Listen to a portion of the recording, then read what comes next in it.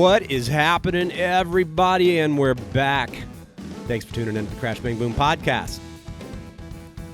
Today's guest is drummer Captain Ron of Oklahoma's own Chat Pile. We had a fun talk filled with some curveballs, laughs, and generally ridiculous stories. We also talk about the origins of the name, early show mishaps, their most recent record, God's Country, and its larger than expected reception, as well as why he loves a particular jam band that might surprise you. Be on the lookout for Chat Pile on tour starting September 12th in Nashville. Additional dates can be found at the link in the description of this episode. Today's episode is sponsored by oneuploops.com.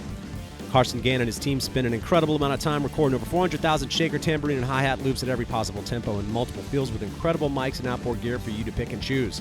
It's organized for you to find exactly what you need with just a few clicks, and everything feels and sounds incredible. You can sign up for free to check it out and gain full access to all 400,000 loops starting at just $5.99 a month. No download limits, whatever you want, whenever you want. New loops, one-shots, and drum breaks are being added weekly. Definitely a great addition to the arsenal for any drummer and or producer. And I can say that for myself, having used it. It's pretty incredible. So check it out, and that's oneuploops.com. Crash Bang Boom podcast can be found on iTunes Podcast, Spotify, Stitcher, Luminary, Google Play, Podbean, and Amazon Music Podcast, to name a few. Feel free to check out any of the previous 260-plus episodes and give me a like, a subscription, and or a positive review, as it would be appreciated. So without further ado, here we go. Captain Ron, Chat Pile, Crash Bang Boom. Crowds go mad with joy. Yes! All right, I'm here with Captain Ron of Chat Pile. Captain Ron, what's going on, my dude? Oh, not too much. Just getting off work. What do you do during the day, man? What's your day gig? So I work for a place called Keeley Electronics. I do the coding for guitar effects pedals. No way. Yeah. Wow. Yeah. That's like the coolest coding job I think I've ever heard of. That's, if you're going to do it, that's actually seems pretty awesome. Yeah, it's pretty great gig. Feel very fortunate to work there. Been there for about 15 years now. So wow. Did you go to school for like computer engineering, or what's your background there? no, not at all. So I started to go to school for just like music, like audio engineering. Sure. And I went for a few years and just got tired of, being in school. Yeah. Especially coming out of high school, and you have to take like all the same classes again, basically for, all your freshman stuff and all that. Oh yeah. So I just kind of dropped out of college and I started working there. A friend of mine worked up there, and he called me one day and said that, there's an opening. And so I just started just as on production, just building pedals. And wow.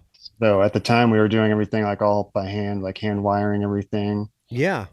And so I just kind of worked my way up, like started from building onto the service department.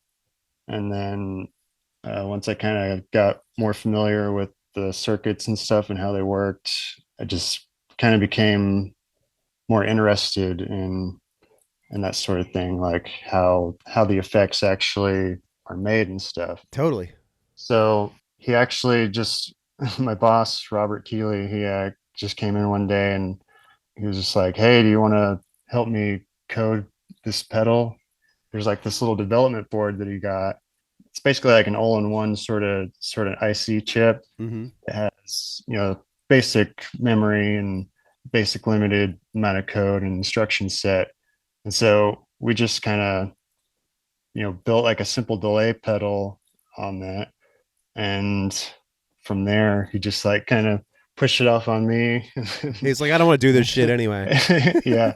And so I just kind of like started figuring it out. And it took me about 2 years or so to get kind of familiar and comfortable with that. And then wow, worked my way up into working on, better processors and stuff now. So That's funny. When you said coding, I was like, coding goes into pedals? I'm just thinking circuits and wires and something hits something else. And that's just like my simpleton answer of how when you click on this pedal and whatever instrument you're running through it, that's just kind of how magically it works. That was just my simpleton understanding of it. Pretty much these days, most like anything time based, like delays or reverbs, even like a lot of modulation is definitely going to be like digital. For the most part, Right. analog stuff, with the exception of drives and distortions, pretty much all digital now. Wow. So Damn, I did not expect you to say that. That took me on a whole trip there that I was not expecting. That's awesome though, man. Well, dude, congrats on God's country. I've got some interesting questions and stories about Oklahoma and Oklahoma, just that state in general. I'm kind of fascinated by it. But I guess tell me a little bit about God's country. And it seems as though there's been a good bit of buzz about it since y'all put it out. I wasn't necessarily aware of the band prior to that being put out, but y'all were certainly on my radar after the fact. And then I had friends like texting me that might have been fans of maybe sort of more of the Swans, Godflesh, sort of 90s big black kind of style stuff where, if we all sort of share those interests, I get text messages from buddies, hey, have you seen this? And I got it quite a few times from friends mentioning your band. So I was like, all right, there's something there. There's something going on. I'm 47. Most of my friends are my age or older. So, I think there's that 90s nostalgia that we all share for sure. yeah, definitely. Well, I guess tell me about sort of writing and or recording the record. What was the process of writing it? And then come time to record it, where did y'all go? Did you record it in Oklahoma? Yeah, so we recorded everything ourselves, just in our practice space. Our bass player, Stin, is actually my brother. He lives, well, we all actually live like just a few blocks from each other. Okay. So he lives just down the street, and he has like a little detached apartment at his house, and that's where we practice. And we just recorded there too, so that's pretty simple for the most part. Yeah. Who mixed it? Stin did Really? also. So it's all Yeah, in-house production. yeah. And it's all because he did the first two releases, The Stench on Earth and Remove Your Skin, Please. Right. And I just kind of like started learning, from doing those, and just kind of like got a few more mics and more inputs and stuff on the interface, and yeah, just kind of learned as we went along. It's So you said that's your brother? yeah. So what's up with the both of you just learning on the job? What's going on here? Y'all just adaptable, malleable, like impressive fucking brothers over here. This is wild. Yeah, I guess it's something in our genes or something. But What did your parents do? my dad's an electrical engineer. Okay, there you go. I was gonna say, was one of your parents, possibly your father, an engineer of some kind? There it Yeah. is. Okay, there's a genetic predisposition. God damn it. Yeah, so that's actually where I learned how to solder, from him. Aha, there Yeah, we go. taught me how to build cables and stuff like that early on. Wow. But, And was your brother into it as well when he was young? Y'all were both like just like soldering and doing electrical experiments in the house. not him so much, but, yeah, he was definitely more into like writing and playing and stuff like that. So Gotcha. That's really interesting, man. Did he have your brother? That is an early interest in recording music, like when y'all were young? Were y'all in other bands and he was doing, be it 4-track recordings or whatever, or did it start more so with Chat Pile? early on, like whenever we kind of started learning how to play music, my dad had this 4-track tape recorder that he kind of showed us how to use, and we just tried, recording, you know, Green Day and Nirvana covers and stuff. Yeah. Uh, and, and so, we kind of learned a little bit doing that, and just kind of, messing around with little projects and stuff, but nothing, serious or anything like that. Right. just kind of just out of necessity, because we lived out in the middle of nowhere. It's like 30 miles from the next biggest town. And Really? our school only had like 200 kids, kindergarten through 12th grade. Wow, 200 for kindergarten through Yeah. 12th. I thought you were going to say high school. Okay. That was a little town called Asher, Okay. in between Shawnee and Ada. I don't probably have no idea where that's at, but it's like southeast Oklahoma City, about an hour outside of Oklahoma City. Okay. What led to the formation of Chat Pile then? You, way later, Stin and Luther Manhold, the guitar player, they Mm-hmm. were friends and they were hanging out, and they just started jamming. And I guess at the time they were just kind of playing to some backing tracks, like just like drum machine sort of stuff. Mm-hmm. And once they felt like they kind of had, something maybe going, once they clicked, they decided to give me a call and see how I would fit in, and seemed to work out pretty well after the first practice. So Nice. It's just funny that you mentioned the drum machine thing because in listening through the records, just throughout all of them, sometimes I'm not certain if it's super compressed, sort of dry industrial sound in drums that were recorded live or if it's a drum machine.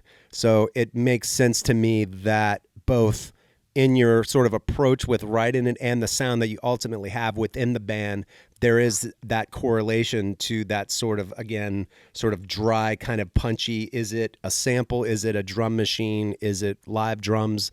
So that makes sense. yeah, the way we record is I have an electronic rolling kit, uh, and so we track everything live, but we're using MIDI to trigger just some basic samples that that we've been using.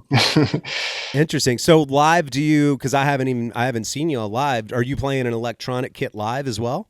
So I've tried doing the electronic kit live, and it just has failed miserably. Really? Yeah, it always miss triggers, and Right. just like vibrations from the stage, just from the amps and everything, Right. just like causes it to go crazy, and Oh no. and yeah, so and then you're also at the mercy of the sound, front of house guy who, Correct. depending on who you get that night, and Right. they might do you dirty, and Yeah. so we learned early on to just stick with the acoustic stuff live, Hell yeah. and record with the electronic kit. Interesting. I mean, that makes sense. You all play with a pretty good bit of stage volume. It's certainly that's how it sounds on the recording. Yeah, yeah, absolutely. An amp can be turned up, but it of course has a certain sound when it's particularly sort of aggressive and the feedback and everything sort of mixed in with it. You get that from fucking volume. Yeah, yeah, absolutely. Dude, I love it. I love it. That's funny that you mentioned disastrous. Is there any particular disastrous gig? It's a question that I always ask because it always rears hilarious fucking answers. But it's kind of cracking me up, almost Spinal Tap-esque that you've got this loud band and then electronic kit that's being triggered from all of the fucking noise everywhere. That's hilarious, actually.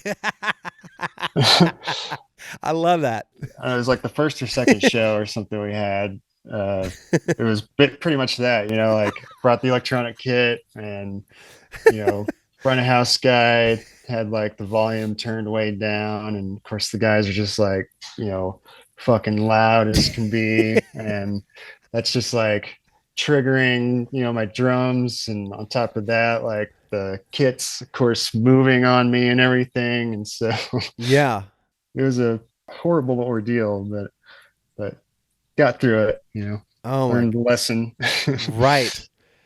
Yeah, man, the old dependable acoustic drum, wood, Yeah, heads, sticks, cymbals. Throw up yeah. some mics.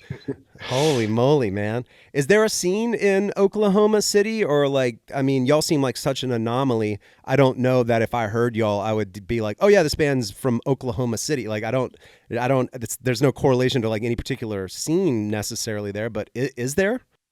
I mean, there's a small scene, like there's pretty much just like small groups of different scenes around here with, you know, all the musicians kind of mixing and interchanging and stuff. And Gotcha. so you tend to run into the same people, and, you know, you have like kind of your indie sort of crowd, and then you're just, you know, your hardcore sort of kids. And yeah, we found it kind of difficult to play around here because we really don't fit into, you know, a lot of what's happening around Right. here.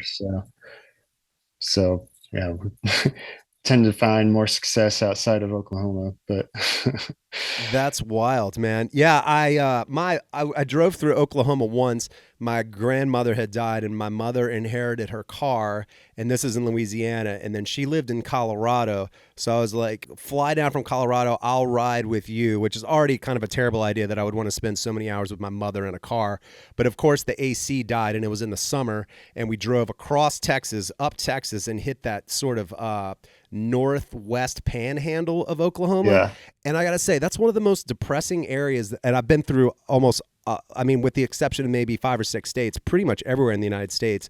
And there was something especially desolate and sad. It was like tumbleweeds, dust, and like defunct gas stations. I was like, what is going on out here? Where the fuck am I? no man's land. What is going on out there? Why? Yeah, There's nothing that's there, man. yeah, that's where the Dust Bowl took place. So like Fuck. it's still just, you know, in ruins from that, you know, on top of economy that's based on oil that of course booms and busts. And Right. so so yeah, a lot of these towns just, you know, wither away. Oh my God, man! And then I got another like wild story about Oklahoma. I have a couple of friends who both are crazy that are from that state, and I was working at NBC repurposing this docu series called Lockup. So they would go in and interview prisoners from all shades throughout prisons all throughout the United States, and hands down, like the most fucked up characters were always in the Oklahoma prisons, like the craziest drug stories, the like most fucked up teeth, like I was always just like, what? And again, my perspective was going through that panhandle. I was like, I didn't even see anyone here. I don't know where these people are. And then the people that I did see are like prisoners. And there was this one guy who had 666 tattooed across his head and had like Satan tattooed beneath his eye and all these weird tattoos. Of course, he was like the son of like a Baptist minister or a preacher or something like that. So that was his way of rebelling. I feel like he went a little hard in the paint in his rebellion with that. But they're sitting down, and that's the thing. They would interview him, and the interviewer is she's like, "Did you feel like you could find like a fellow Satanist like girlfriend in Oklahoma?" And he was like, I thought about it, but honestly, I didn't really want to get my feelings hurt." And I was like, this guy has 666 tattooed on his face, and he's like the most sensitive Satanist on the face of the planet, missing teeth from some sort of a meth binge, and he was worried about his feelings getting hurt. And that actually touched my heart. I was like, I'm glad to know that there's sensitive Satanists out there. Yeah, yeah. You know, that's one thing you can say about Oklahomans is, you know, they are all nice and friendly. So even the crazy ones. Holy moly. Do you feel like if you grew up there, did you have a sense? Well, I mean, I guess let's backtrack. If you went to a school from kindergarten to 12th grade of 200 people, like what did you do growing up other than soldering cables and doing that stuff? Like what else happens in such a small town like that? I mean, that's where music came in for us. Right. But I mean, outside of that, it's basically just, you know, driving around backcountry roads and just exploring like property and stuff like that. You Yeah. know, finding junk pits and breaking bottles and old TVs or whatever. That is amazing. What's some of the music you were into when you were really young? That was like the escape from the bizarre scenario in which you live. From my perspective, maybe it wasn't that bizarre to you at the time. Well, that's definitely where where corn came in Gotcha. to the picture. Interesting. It seemed to ring, you know, kind of true. Yeah. Uh, but I mean, I was real big into. Well, we both were real big into Nirvana, and Smashing Pumpkins were a huge influence For sure. for me. yeah, just stuff like that, you know. Early 90s, The grunge, all early that '90s stuff. grunge, yeah, Soundgarden, Oh, yeah. Matt Cameron, of Hell yeah, course. dude. One of the best ever. Yeah, Fuck totally. yeah. That is awesome, man. I'm like imagining you like rocking out to Soundgarden, driving around like smashing TVs in some trash pit, and out in like rural or no man's land, Oklahoma. It's quite a vision that I'm having of your early life here. Oh my god, dude! Who came up with the chat pile logo, the kind of black metal esque logo? Some guy on the internet. Some guy on the internet. He Yeah, submitted, and you're like, "That's cool." yeah. I think Luther Manhole just found some website or something like that. Just like some Russian guy or whatever that just makes metal logos, and I think he just gave him like a few to kind of go off of, and he came back with one that was like pretty cheesy, and then like the second one that he spit out was the one that you see today. So I'll be damned. yeah. That's wild, dude. So, man, I've had no shortage of buddies like read into, myself included, the name of the band, and there's no shortage of strange, like, perspectives on what it is. But by all means, tell me what the hell it is. Well, they're named after like these toxic mounds that are in northeast Oklahoma, where they used to do zinc mining or lead mining, I guess, actually. And it's like the runoff that from all of that, they made these like mountains essentially of just like toxic lead waste that has completely uh, made that whole area just like it's actually like a super fun site. So there's like no one, there's maybe like six people that still live in the town, but of course they're like Whoa. fucking insane, you know. Like one of my buddies that texted me, I was like, "What do you think the name of the band? Like, what's that reference?" He's like a shat pile, like a pile of shit. And I was like, "Oh, is that it?" Like, okay, I wasn't sure if that was it or if it was a reference to like chat forums, like piles of bodies in a chat forum or something. Like, it's hilarious. Everyone's thinking all this other shit, and it's not even what it is. Yeah. Oh my god, dude, that's hilarious. Okay, well, so are they called chat piles? Is that what it's called though? Yeah, yeah, that's what they're called. Fucking A. So bizarre. Well, you mentioned, I mean, like doing like Nirvana covers with your brother. Do you remember how old you were when you got your first kit? I was about 13. Okay. So what year are we talking then? Um, Got to do some math here. Come on, you can code. You can do this, buddy. Probably like 96, Okay. no, maybe a little earlier than that, 95, something like Yeah. that. I graduated high school in 95, so I would have been 18 because I failed a grade. So that, yeah, 95. So yeah, that checks out. Yeah, it was just a old Slingerland kit, you know, in the classifieds, you know, in those days, you know. Of course, that's how you would get kits. Yeah, the fucking And newspaper. yeah, it was probably like $100 or something like that. Damn. And you know, it was pretty junky, but it did the job, you know.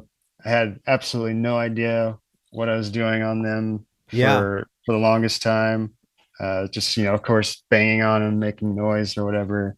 And then one day I was just like, all right, you know, I've got to like figure this out. And Right. so I just listened to Smells Like Teen Spirit, just like kind of like tracked it out, and then had the revelation that, oh, you keep time with the hi-hat, and then you There know you you go. keep the beat. Right. So yeah. Damn, man. It's funny. As many drummers as I've talked to, Dave Grohl is definitely like, I think, Ringo Starr was a massive influence to people of a certain generation. And there's been, obviously others, connecting Ringo all the way up to Dave Grohl. But certainly for anyone that was alive and playing drums in the 90s, it seems as though Dave Grohl was an inevitable influence for pretty much everyone. Yeah, totally. I mean, even down to like kit setup and all that, you know. Did you set your hi-hat way the fuck up in the air like he did? Oh, you know it. You did? Oh, that's so crazy. You're just Yeah. chewing through sticks. You're like, why am I chewing through sticks? You're just batting the side of a hi-hat like up above your head. Absolutely. And of course, back then, living out in the middle of nowhere, I would just like tape the hell out of the stick just to try to keep it, going as long as I could. Totally. But, so there'd be like 2 inches of tape, wrapped around the thing just to keep it alive. Nice. You're like, this stick is kind of mushy, but it's still held together by duct tape. That's amazing. What did your dad think about y'all making all that racket in the house? So he was totally supportive of it. 'Cause, I mean, at the time he was working in the city, and so he was pretty much gone by the time, from the time we went to school, came home, we would have probably like 3 or 4 hours before anyone was home. So we would just, use that time to jam. And we were like set out in the middle of nowhere. Our closest neighbor was, like half a mile down the road. Half a mile. God Yeah, damn, I yeah. thought you were going to be like a few acres. But so so yeah, we were able to, play as loud as we wanted to. And so yeah, that's how damn, we that's how we learned our chops. that's wild. Did y'all ever get into any mischievous or behavior that backfired just being around just the two of you with no parental units around? No, surprisingly, we were well behaved kids. That's amazing. Yeah, we never got into any trouble, at Good for you. least not until I got older. But That's hilarious, man. Well, I was kind of talking to you earlier about it, but I feel as though, especially between your names, the name of the band, the font for the name of the band, like some of the lyrics, and I can never totally tell because I myself have a dark enough sense of humor to where I'm never so sure if someone else does. But it seems as though there is some humor within the band. Would you say so? oh yeah, for Yeah. sure. Yeah, we're all goofy guys and like to have fun, watch stupid movies and that sort of thing. So yeah, Makes total sense. Are there any like comedic bands or comedians that you dig? I always liked the first Tenacious D record. Hell yeah. Yeah, those dudes are hilarious. Of course, Dave Grohl, on drums. And Right. I everything. forgot that he So. played on that. Yeah. That's good, dude. So I'm also a big Phish fan, and the keyboard player from Phish is on that record too. So Really? You're a Fish fan? yeah, Dude, I've never seen them live. I've never gotten too much into the jam band thing. I mean, I like the early set, like I like the Allman Brothers, which I would say was a sort of predecessor of the whole jam band thing. yeah, But I never really yeah. got into. That's bizarre. I was going to ask you, one of my questions I want to ask you is, what is something that you listen to that people wouldn't necessarily think that you listen to given the music you play? But there you go, you just said it. Fish? Yeah, I mean, Phish would probably be the answer. Have you seen them live? Oh yeah, Really? and I've been to probably over 40 shows. What? Yeah, somewhere around 45, something like that. 40 plus shows? Yeah, You're blowing my mind. yeah. Man, they're great. They're a lot of Holy fun. shit. I'm assuming you weren't sober for all 40 plus shows, I imagine. Most of them, no. Yeah. It's hilarious. I've got a buddy of mine. He's a really funny guy. He was like, I'm gonna go see Phish, so I'm gonna take acid and go see Phish. And he saw it, and he was like, God, that was terrible. I had a terrible time. But he's like, you know what? I'm gonna give him another shot. I'm gonna do acid again and go see him for the second time. And then he was like, God damn it, I had another terrible time. So he went and saw him twice on acid, both times had terrible times. It's like one of the only Phish stories that I have, but it's an especially funny one, man. I mean, that sounds pretty accurate. Yeah. For most people. Yeah, that's great. I mean, those dudes can all play their asses off. Like they're Yeah. no doubt about it. I mean, John Fishman is a fucking machine. Yeah, he is. Yeah, he's great. That is wild. You're totally blowing my mind with that. With like more recent shows that y'all have done, have you seen how maybe God's Country has registered with people to where the gigs have changed or the crowds have increased? Or what is your perspective of sort of how it's been received? I mean, definitely very well. I mean, we're definitely playing to bigger crowds, and the people that do show up, seem to be singing along and, That's you wild. know, you know, moshing and stuff like that and stage diving and, just seemingly having a very good time, which of course helps, allow us to have a very fun time. So, Totally, man. Is there any city in particular or a couple of them that when you've played there, you felt as though they received you especially well? Recent one that comes to mind would be like Manchester. Really? Playing over there was a lot of fun. It was actually like a smaller venue, but the crowd was yeah, just like really into it, and it was really cool to see. That's what. Where else did y'all play? Did you just go to England only, or did y'all do a whole European thing? We did 5 shows in the UK. Wow. Yeah, we played two in London, a festival, Arctangent in Bristol, and then Manchester, and then another festival in Glasgow, Wow. Forefest. Yeah, yeah, it was a blast. And Manchester was down and ready to get down with it. Yeah, yeah, absolutely.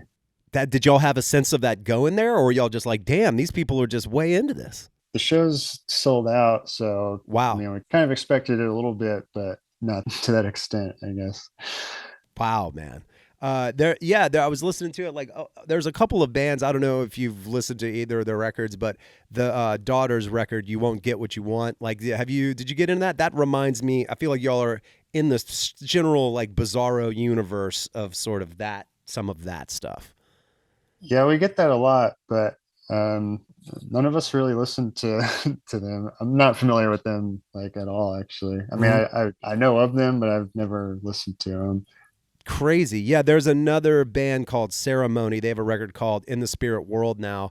And there's like one song in particular, like just the verse of it. I was like, this kind of reminds me of Ceremony, but Ceremony also kind of reminds me of Devo and like Wire and some of those sort of angular, like kind of punk rock bands. But you would probably dig them. It's like very 80s kind of inspired throwback stuff with synths and shit. Okay. That's a Yeah. super cool. I saw them live, not really knowing anything about them, and I was like, God damn, this band is amazing. Like, I love it. It's just one of those things.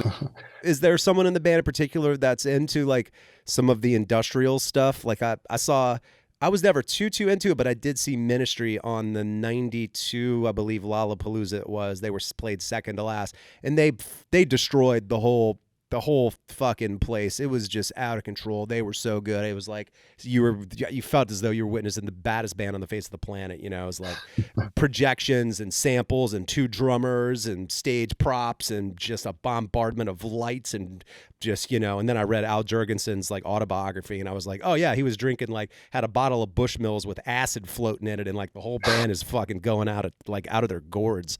But they held it together, and you see the show, you're like, wow, god damn it. But is there anyone in the band that's like especially into that industrial element that is maybe present, you know, within Chat Pile? I wouldn't say like too hardcore, but I used to listen to some of that stuff back in the day. Like, I mean, especially Nine Inch Nails. I mean, I still love Nine Inch Nails. Fuck yeah. Yeah, like a little bit of Ministry, some Skinny Puppy, you know, stuff like that.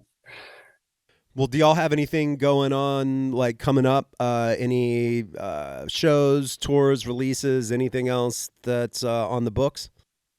Yeah, we have a couple of tours that we're about to go on. Kind of an East Coast run, be like a 3 week thing, and then we'll be off for a month, and then go out to the West Coast for like another 3 week thing. So, Nice.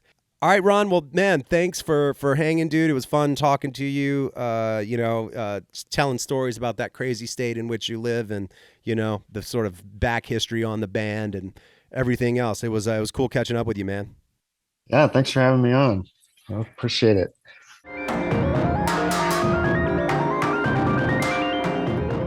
All right, everybody. Thanks for tuning in. Thanks to Captain Ron for catching up. Tour date starts September 12th in Nashville. You can get that link in the description. Get up on it, and we'll catch you on the flippy floppy. Crash, bang, boom.